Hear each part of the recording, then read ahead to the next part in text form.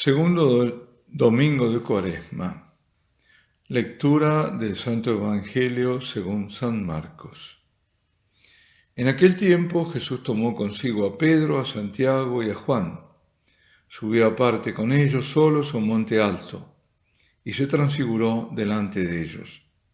Sus vestidos se volvieron de un blanco deslumbrador, como no puede dejarlos ningún batanero del mundo. Se les aparecieron Elías y Moisés conversando con Jesús. Entonces Pedro tomó la palabra y dijo a Jesús: Maestro, qué bueno es que estemos aquí. Vamos a hacer 3 tiendas, una para ti, otra para Moisés y otra para Elías. No sabía qué decir, pues estaban asustados. Se formó una nube que los cubrió y salió una voz de la nube: Este es mi Hijo, el amado, escuchadlo. De pronto, al mirar alrededor, no vieron a nadie más que a Jesús, solo con ellos. Cuando bajaban del monte, les ordenó que no contasen a nadie lo que habían visto, hasta que el Hijo del Hombre resucitara de entre los muertos. Esto se les quedó grabado, y discutían qué quería decir aquello de resucitar de entre los muertos. Palabra del Señor. Bueno, nos encontramos en la primera lectura que nos fue dicha en un momento cuando Yahvé le pide a Abraham que sacrifique a su hijo. Yahvé ha hecho alianza con Abraham y lo había probado en su fe, porque él echó a andar sin rumbo conocido, a un destino prometido, sí. Por tanto, marchó movido por la fe hacia las tierras que Dios le había prometido. Y también le había prometido una descendencia. No era aquella del hijo que tuvo con la esclava Agar, con Ismael, sino que ese hijo de la promesa vendría, y era esta otra prueba más, en su vejez, de la anciana Sara, y será Isaac. Y ahora, nuevamente, la fe de Abraham es sometida a una prueba, esta vez muy grande y muy dura, porque Yahvé le pide a Isaac en sacrificio, a su único y amado hijo. Imaginemos por un momento la escena del relato de hoy.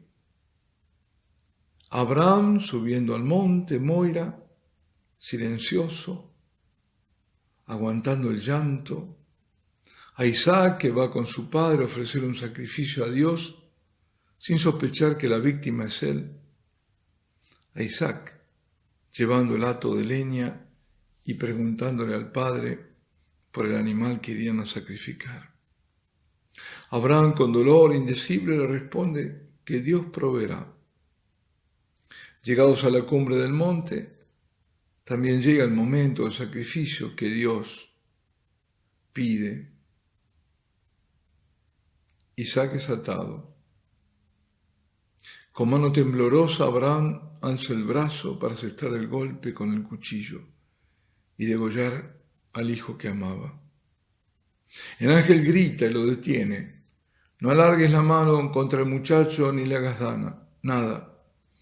Ahora he comprobado que temes a Dios porque no te has reservado a tu hijo, a tu único hijo. De paso notemos que dice tu único hijo, cuando ya tenía como hijo a Ismael. Pero no, el hijo de la promesa de la descendencia es Isaac, no Ismael. Con justa razón llamamos a Abraham padre de la fe.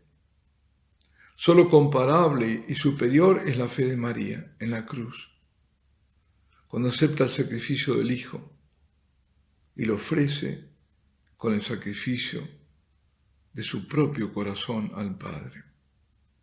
Ahora digo, ¿cómo se puede llegar a negar esta verdad? María como madre de la fe, María corredentora. Volvamos a Abraham. Como escribió Kierkegaard, el Abraham que descendió del monte no es el mismo que lo subió, porque en la cumbre le ha entregado el corazón a Dios. El verdadero sacrificio de Abraham es el de su corazón, y de allí la bendición de Dios para su descendencia de la que vendrá nuestro Señor, y vendrá por María, Análogamente, el sacrificio aceptado y agradable a Dios es junto al de su Hijo y a Él ordenado el sacrificio del Inmaculado Corazón de María. También de este sacrificio nos llega la bendición a nosotros, la descendencia de la mujer, de la Santísima Virgen. Es el corazón puro y virginal que en ese momento se abre a todos nosotros para ser el corazón materno que nos trae a la luz de Cristo, de la salvación.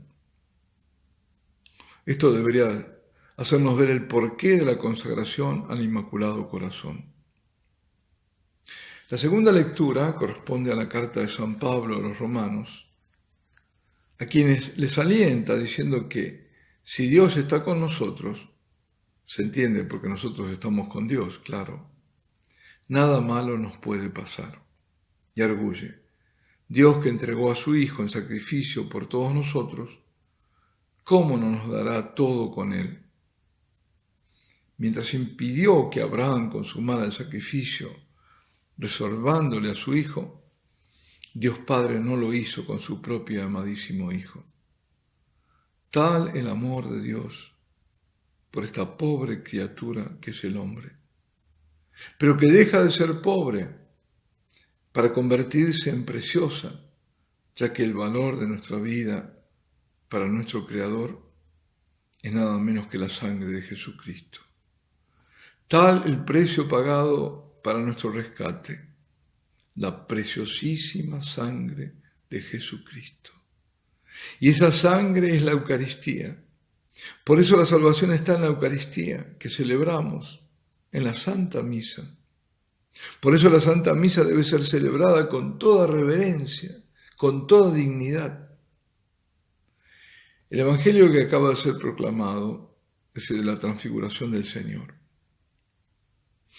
El acontecimiento en la alta montaña, en el alto monte, tradicionalmente identificado como el monte Tabor, es recogido por los tres evangelistas sinópticos, por Mateo, por Marcos y por Lucas. Y este año corresponde al Evangelio de San Marcos, porque es el año B. También menciona el hecho San Pedro, a quien se le quedó muy marcado en la memoria y grabado en el corazón, porque él escribe en su segunda carta lo siguiente, dice, y nosotros escuchamos esta voz venida del cielo mientras estábamos con él en el Monte Santo. Jesús había sido presentado desde su mismo nacimiento, primero a los pastores, luego a los magos, y a los ancianos profetas, Simeón y Ana. Cuando inicia su vida pública en el Jordán también lo es, y ahora el Padre lo presenta nuevamente a los discípulos más íntimos, que son Pedro, Juan y su hermano Santiago. En la transfiguración se manifiesta la divinidad de Jesús. Los discípulos, aunque no acaben de comprenderlo, deberán recordarlo en los momentos de la tribulación, a partir del huerto de los olivos, en la pasión, en la muerte del Señor en la cruz, para ser reconocido como el Salvador, el único Salvador, el Mesías que cumple la misión encomendada por el Padre para la salvación no solo de Israel, sino de toda la humanidad. Ya estaba escrito en el libro de Isaías, es poco que seas mi siervo para restablecer las tribus de Jacob y traer de vuelta a los supervivientes de Israel. Te hago luz de las naciones para que mi salvación alcance hasta el confín de la tierra. Eso está en Isaías, en el capítulo 49, en el versículo 6. Transfigurándose, Jesús manifiesta a los más íntimos discípulos su divinidad, la que tenía antes de la creación. Por eso, junto a él, aparece Moisés, porque él, el Hijo de Dios, es la fuente de la ley. Y por ser el culmen de todas las profecías, está también a su lado el gran profeta Elías. Es el Hijo confesado por el mismo Padre que dice, escuchadle. Sí, escuchadle, porque ya lo veis. ¿Veis quién es? Este hijo es hijo de Dios. Escuchadle, y como dijo la Santísima Virgen a los sirvientes en Caná, haced lo que Él os diga. La nube luminosa es símbolo de la Eucaristía, que al mismo tiempo que vela la presencia divina, que la oculta, la pone de manifiesto, puesto que es el signo de esa presencia. La Eucaristía es signo sacramental, signo de la presencia de Dios, oculto en la apariencia del pan y del vino consagrados. Como Abraham, nuestra Madre Santísima, como ella también, nosotros somos llamados también a caminar en la fe. En la fe en Jesucristo, que es el camino y también la meta de ese camino junto al Padre. Somos llamados a caminar siguiéndolo, escuchando su palabra y poniéndola en práctica, haciendo lo que Él nos enseña y manda. Somos también como Abraham, como María Santísima, llamados a ofrecer el sacrificio del corazón a Dios. Un corazón humillado y quebrantado, tú, oh Dios, no lo desprecias. Nos recuerda el rey David en su salmo. Somos llamados a creer en su presencia velada, pero totalmente verdadera, cierta, real en la Eucaristía. En esa presencia que cuando estamos en su contacto nos transforma. Y solo hay un modo de estar en contacto con ella, con la Eucaristía, en adoración. Cuánto sufrimiento en estos momentos de tantas almas eucarísticas. Lo que quiero decir es que personas verdaderamente creyentes, auténticamente católicas, porque con la excusa de la artificiosa pandemia, del omnipresente virus, los obligan a comulgar irreverentemente en la mano. De todas partes me llegan los lamentos y los llantos, de todas partes. Y a todos les digo a no desanimarse.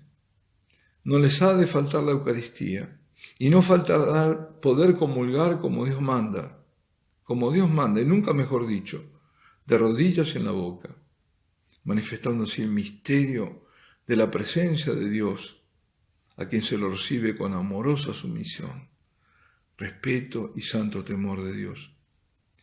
Recibir la Eucaristía es recibir la presencia velada y luminosa al mismo tiempo de Jesucristo, que es la luz que ilumina toda vida.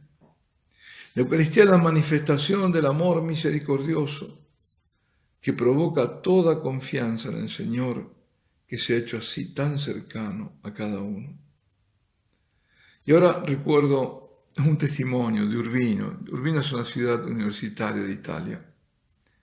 Era una nota, un billete que había escrito una joven. Decía: soy una chica down, me siento muy sola, pero aquí encuentro amor, el que no tuve. Los quiero mucho. Medio garabateado, pero se leía perfectamente. La Eucaristía nos da las fuerzas para el combate y hace mucho más, nos transforma y nos da la vida eterna. Este relato de Marcos también figura en los otros sinópticos.